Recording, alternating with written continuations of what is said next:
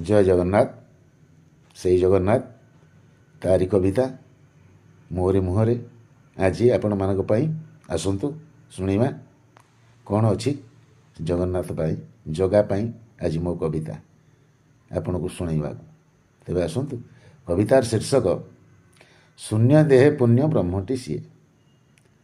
ଶୂନ୍ୟ ଦେହେ ପୁଣ୍ୟ ବ୍ରହ୍ମଟି ସିଏ। ସବୁ ସେ ଜାଣୁଛି, ସବୁ ସେ ଦେଖୁଛି।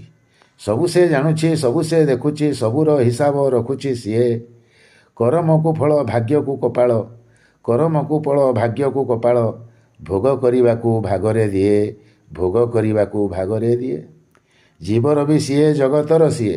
ଜୀବର ବି ସିଏ, ଜଗତର ସିଏ। ବ୍ରହ୍ମାଣ୍ଡରୁ ପିଣ୍ଡ ସବୁଠି ଅଛି। ଶୂନ୍ୟର ଦେହରେ ପୁଣ୍ୟ ବ୍ରହ୍ମ ରୂପେ, ଶୂନ୍ୟର ଦେହରେ ପୁଣ୍ୟ ବ୍ରହ୍ମ ରୂପେ। ଅଦୃଶ୍ୟରେ ଦୃଶ୍ୟ ତାର ସ୍ଥିତି, ଅଦୃଶ୍ୟରେ ଦୃଶ୍ୟ ତାରି ସ୍ଥିତି। କରେଇବା କାମ ସବୁ ତ ତାହାର, କରେଇବା କାମ ସବୁ ତ ତାହାର। ତୋର ନାଁରେ ଛଡ଼ାଏ ପାଣି, ଦେଖୁଛି ବସିକି ଚକା ଆଖି ମେଲି, ଦେଖୁଛି ବସିକି ଚକା ଆଖି ମେଲି।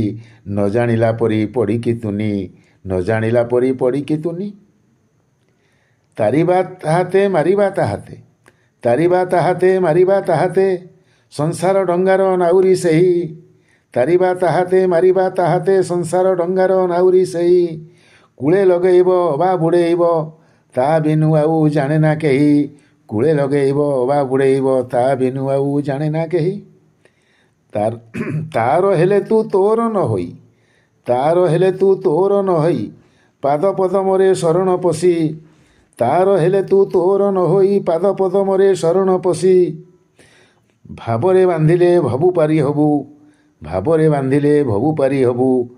ଭୟବନ୍ଧନକୁ ଭୟବନ୍ଧନର ମାଇଆ କାଟି, ଭୟବନ୍ଧନର ମାଇଆ କାଟି।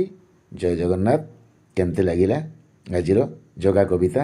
ଲାଇକ୍, ସବସ୍କ୍ରାଇବ୍, କମେଣ୍ଟ ଆପଣ ନିଶ୍ଚୟ ଦେବେ।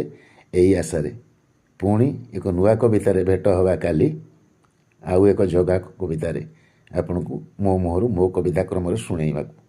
ତେବେ ରହୁଛି।